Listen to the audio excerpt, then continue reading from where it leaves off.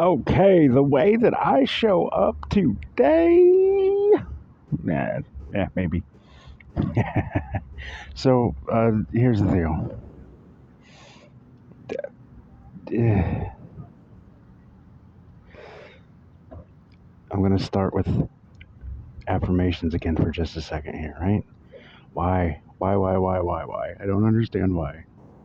I understand why I was stuck in them, and I understand they feel good, but I don't understand why we're so resistant to just drop them. Anyway, now, got that out of the way. The reason why most people don't want to drop affirmations is because they feel good. They're addicted to the feel good. It's like going on a fire walk with Tony Robbins. Oh, I got this. Oh, I can do anything. Oh. And then it wears off and you have to do it again. And you'll notice it's kind of like smoking a cigarette or chasing a high on an illicit drug, right? It's what you come down to. And you always come back down to the state you're in. And the state you are in is the state you most commonly return to. It's your dwelling place. The only way to change that is to pick a new one. It's easy, but it's not.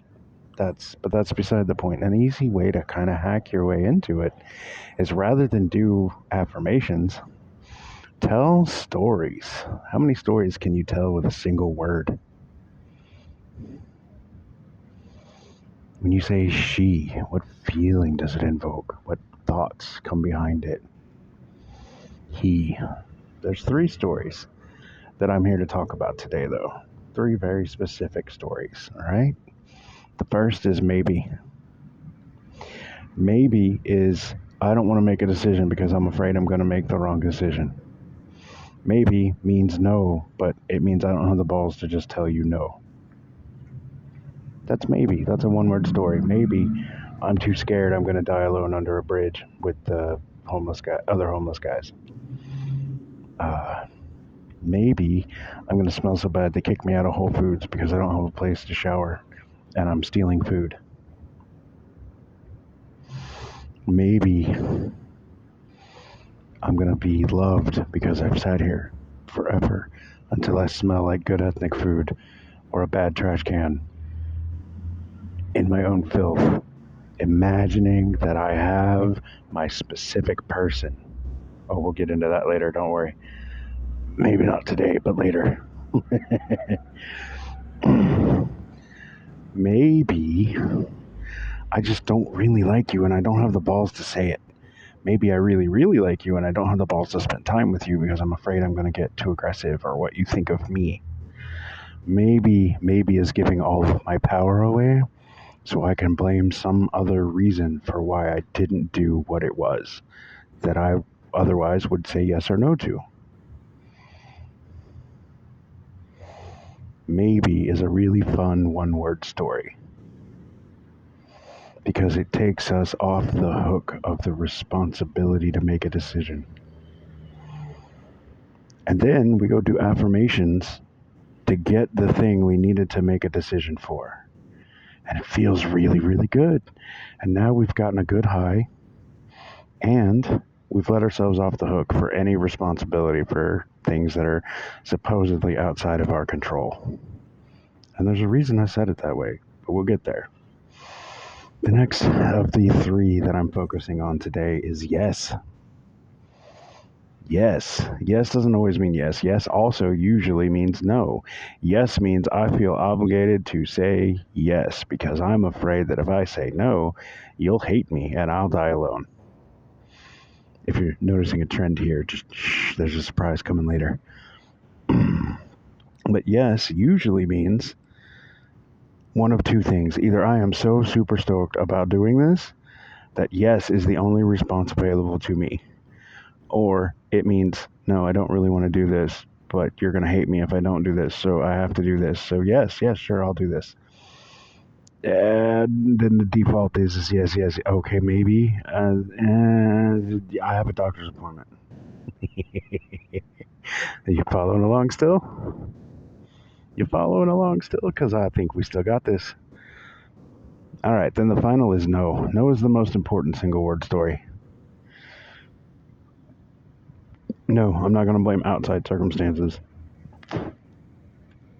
That's an important story to tell. No, I'm not going to give my power away because I don't want responsibility for what I'm about to do. That's also an important story to tell. No, I really don't want to fucking do that, and I don't have an excuse. That's an important story to tell because that's how you free up the time and the ability to give the response you want to give. When you say yes, that means, oh my God, I'm ready to do that. Yes, let's go. Can we go now? Are we doing it now? We're doing this now, right? That was the whole point in asking me and getting the yes, right? Right? Totally different than yes, because I don't want to be alone under a bridge, smelling to all God high heaven because I don't have a place to go but the bridge, under the bridge. And I'll tell you a funny story because I'm probably just outside of earshot of the guys who like to live underneath the train trusses. Not because they have anything better to do, but because this is one of the best spots to panhandle and then get started earlier in the morning if they sleep in the bushes.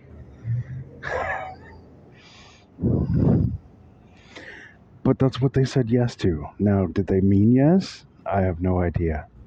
Does it get them the attention they want? Usually. Does it get them the money they want? Yeah, because they experience their single word story of yes is, yes, I will do this so I have the money to go get the thing I need to forget about the fact that I'm doing this, which is weed or alcohol or whatever recreational pick of choice.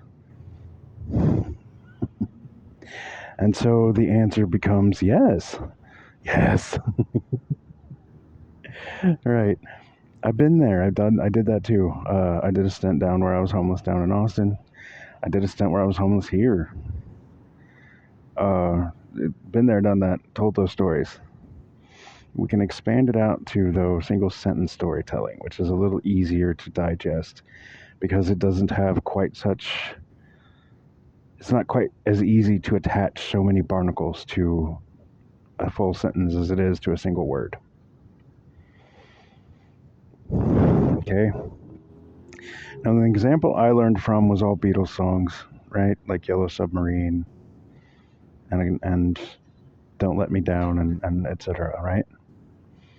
And the Beatles were really good at single sentence storytelling. Like every lyric, every line in the verse was its own story and it connected to the whole story somehow.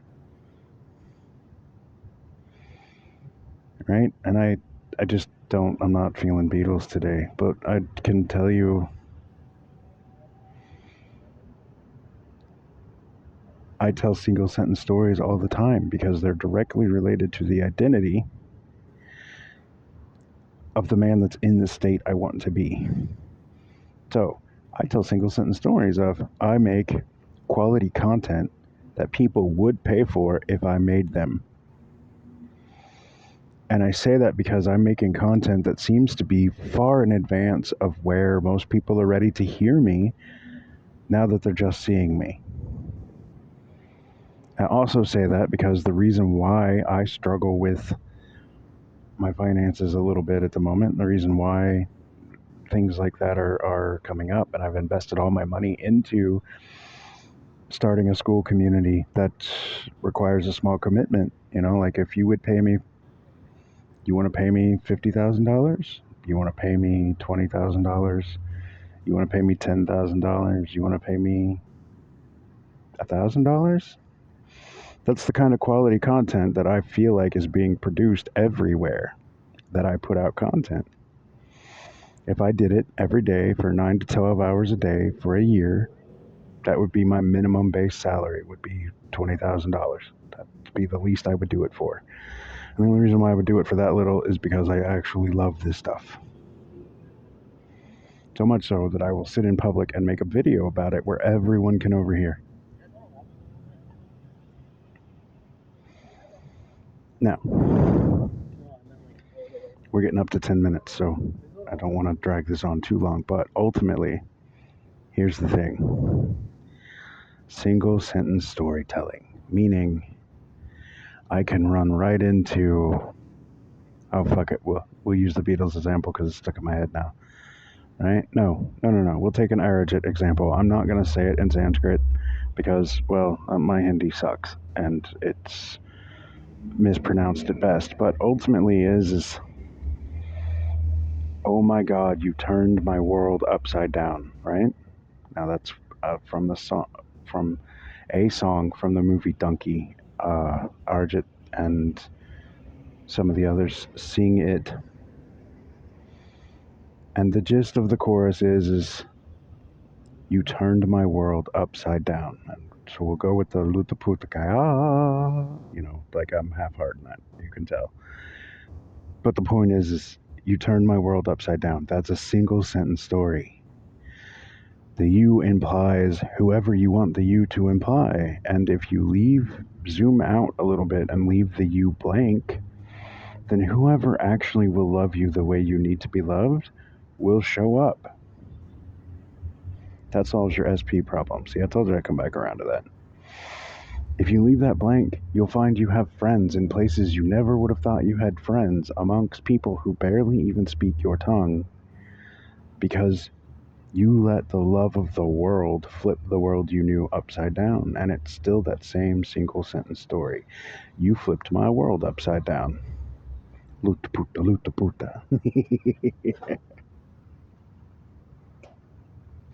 Flip flopped. So, flipped flopped world. Right? Simple. Single sentence storytelling. Another easy one that I use a lot myself is if you were gonna do it, why not now?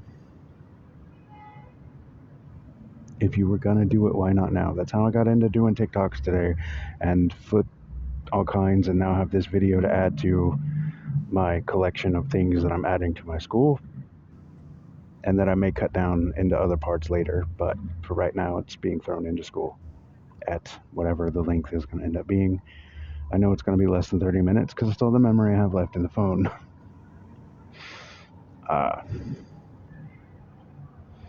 No, really, that's it. That's exactly it. I love you guys, but how many unuseful single sentence stories are you telling that require you to do affirmations to feel good as though they were an addiction, to replace tobacco for tobacco smoker, pot for pot smoker, cocaine for a party animal? Like, what are you doing? You have the same addictions, you just put them out in a different form. I have one of the same addictions I put out in my own form. I have a video I put I think it was in my first YouTube premiere there, that I threw out the story behind why I smoke still. And those are all stories. That's all they are. That's the stories based on how I have arranged my consciousness. You can use rearrange the mind and impress the subconscious, all that shit. Fine, give me a cup of those things. And if you scoop out a cup of somebody's brains, I'm going to kick you in the shins. All right. Love you guys. See ya.